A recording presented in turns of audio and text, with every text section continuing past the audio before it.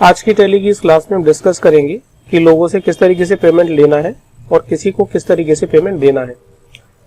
किसी को पेमेंट देने के लिए हमारे पास कैश का होना जरूरी है और कैश चेक करने के लिए कि आपके पास कैश है या नहीं, आपको जाना है डिस्प्ले मोर रिपोर्ट्स में।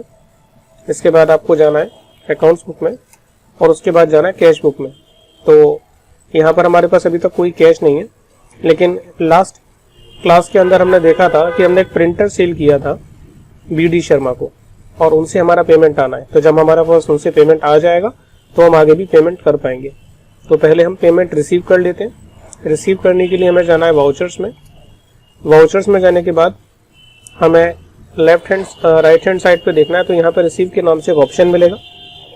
F6 बटन दबा के हम रिसीव में आ जाएंगे। स्पेस बटन दबा के यहाँ पर हम कैश चूज करेंगे क्योंकि हम कैश रिसीव कर रहे हैं। फिर दोबारा स्पेस बटन दबा के हम किससे कैश रिसीव कर रहे हैं वो यहाँ चूज करेंगे। जैसे ही मैं इसका नाम चूज करूंगा तो मुझे बताएगा कि इनसे मुझे कितना पैसा लेना है। 6,500 रुपये मुझे टोटल इनसे लेना है और इन्होंने जैसे मुझे 6,500 रुपये कैश दे दिए।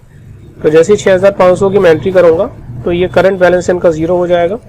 और नरेशन जैसे मैंने लास्ट क्लास के अंदर बताया था, नरेशन डालनी है तो आप डाल सकते हैं। फिलहाल मैं इसको एक्सेप्ट कर लेता हूँ। अब मैं बाहर आ जाता हूँ यानी गेटवे ऑफ टैली में और मैं देखता हूँ कि मेरे पास कितना कैश है। कैश देखने के लिए मैं जाऊँगा डिस्प्ले में, इसके बाद अकाउंट्स बुक में और कैश बुक में। तो कैश डेबिट साइड में दिखा रहा है, इसका मतलब मेरे पास पॉजिटिव कैश है। अब मैं चाहूँ तो पेमेंट कर सकता हूँ। पेमेंट करने के लिए फिर दोबारा से वाउचर में आ जाना है और पेमेंट के लिए आपको राइट हैंड साइड में देखना है। F5 कीबोर्ड शॉर्टकट है, तो F5 हम दबाएंगे पेमेंट करने के लिए। फिर स्पेस बटन दबा के कैश चूज करेंगे। F2 बटन दबा के डेट डाल देंगे, डेट का ध्यान रखना है हमें।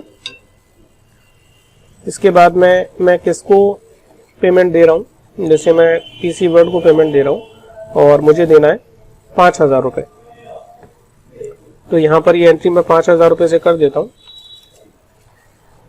1,500 रुपये मुझे कैश डेबिट दिखा रहा है कि अभी भी पेमेंट करने के बाद कैश आपके पास 1,500 रुपये रह जाएगा।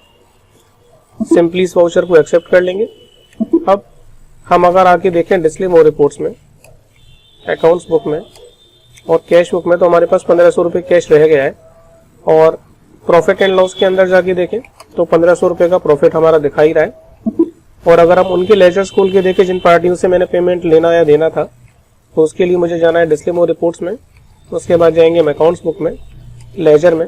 और अगर मैं PC वर्ड का लेजर खोल के देखूँ तो ये मुझे बता रहा है कि 500 रुपये का क्रेडिट आपने लिया था माल, 5,000 का अपने माल क्रेडिट लिया था, 5,000 का पेमेंट कर दिया, तो कुछ बैलेंस अब नहीं बचा। उसी तरीके से अगर मैं देखूं BD शर्मा का, तो यहाँ भी मुझे बैलेंस नल दिखा रहा है। तो इस तरीके से हमने समझा किसी से पेमेंट लेना या पेमेंट देना। इसकी अगली क्लास में मैं आपको पेमेंट से रिलेटेड ही एंट्री बताऊंगा, लेकिन वो आपके ऑफिस के खर्चों से और इनकम से रिलेटेड होंगी। पेमेंट और रिसीव के अंदर हम न केवल उन लोगों के पेमेंट या रिसीव्स को कर सकते हैं जिनसे हमने माल सेल परचेज किया है, बल्कि हम अपने ऑफिस के सारे एक्सपेंसेस को और इनकम्स को भी पेमेंट रिसीव के अंदर ही डालते हैं। मेरी आपसे एक रिक्वेस्ट है कि क्लासेस को कंटिन्यूएशन में देखें, अदरवाइज इतना समझ में नहीं आएगा। तो अगर आप कंटिन्यूएशन में देखेंगे तो ज़्यादा समझ में आएगा, क्योंकि मैंने सारी क्लासेस चैप्टर बाय चैप्टर डाली हुई हैं।